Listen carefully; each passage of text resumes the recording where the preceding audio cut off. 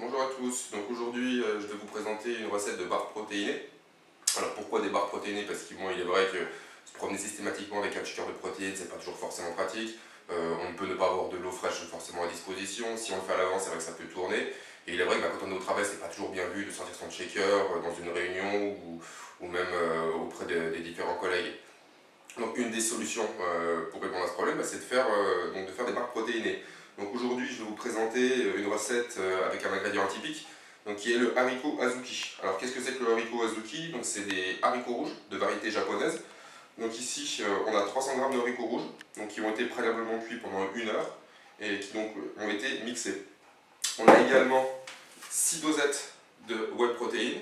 Alors ça représente environ 180 grammes, à savoir que ceux qui ne souhaitent pas utiliser de whey peuvent le remplacer par son équivalent en poudre de lait écrémé.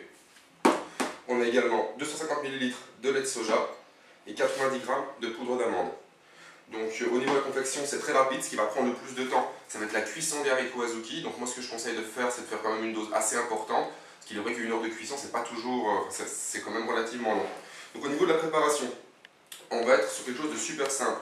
On va tout simplement intégrer la poudre avec la pâte de haricots rouges qu'on va mélanger pour obtenir une pâte relativement sèche qu'on va petit à petit humidifier avec le lait de soja. Alors le lait de soja, pour ceux qui n'aiment pas, bien que ça ne se sente pas forcément dans la recette, c'est tout à fait possible de le remplacer par du lait écrémé. Donc pour la petite parenthèse, c'est vrai qu'aussi on a une recette qui est sans gluten, puisque le haricot azuki n'en contient pas.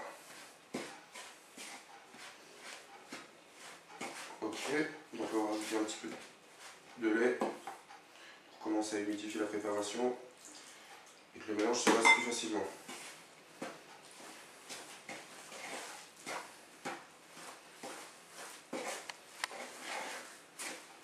Voilà, vous voyez, ça donne une texture relativement lisse assez facilement. On mélange bien le tout, de toute façon il faut relativement homogène.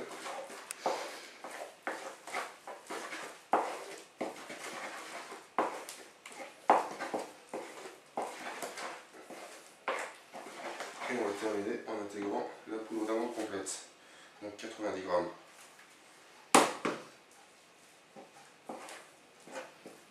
On va mélanger le tout, toujours pareil.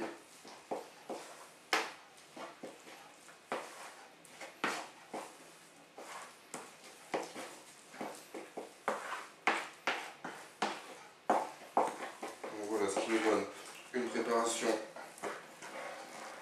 relativement lisse. Donc ensuite, moi j'ai choisi pour la cuisson d'utiliser une plaque rectangulaire. C'est vrai qu'après c'est plus facile quand on connaît le poids de notre préparation pour répartir ces différentes doses.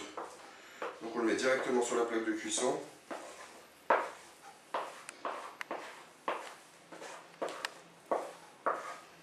On va essayer d'étaler ça de façon régulière sans pouvoir découper des barres.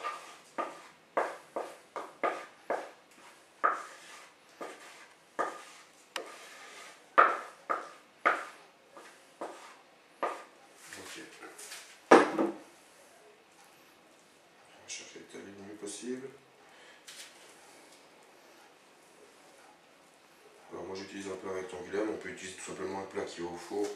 On n'est pas obligé d'utiliser forcément une plaque.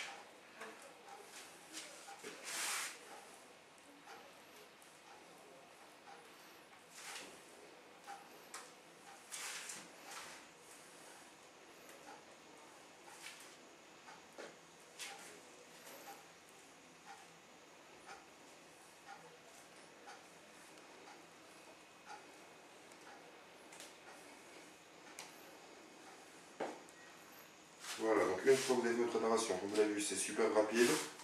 Il suffit de l'enfourner au four, qui aura été préalablement chauffé à 130 degrés, et de le cuire environ 30 minutes. Donc surveillez en fonction des fours, ça peut un petit peu varier. Voilà, donc la cuisson est terminée, donc ça fait, je les ai laissés du coup 25 minutes, ce qui nous donne une plaque, voilà, qui est relativement consistante. Donc après, il suffit de découper la barre en fonction de vos apports, en fonction si vous êtes plutôt au régime ou si vous êtes plutôt dans une phase de développement de masse musculaire. Voilà, adapter la recette. en sachant que la structure de la pâte de haricot, elle permet d'être vraiment très souple dans la recette. C'est-à-dire qu'on peut mettre soit beaucoup de protéines en poudre, ou alors beaucoup moins, de façon à avoir un rapport protéines-glucides plus ou moins élevé. Voilà, écoutez, je vous dis à vos fourneaux et à bientôt pour une nouvelle recette.